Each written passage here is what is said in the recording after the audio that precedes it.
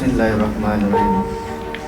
Pada hari ini Senin tanggal 3 Agustus 2020, saya Rahmadian Mahadika bin MM Susilo berjanji dengan sesuatu hati bahwa saya akan pergauli istri saya bernama Elvira Efrieni binti Pendi dengan baik menurut ajaran Islam.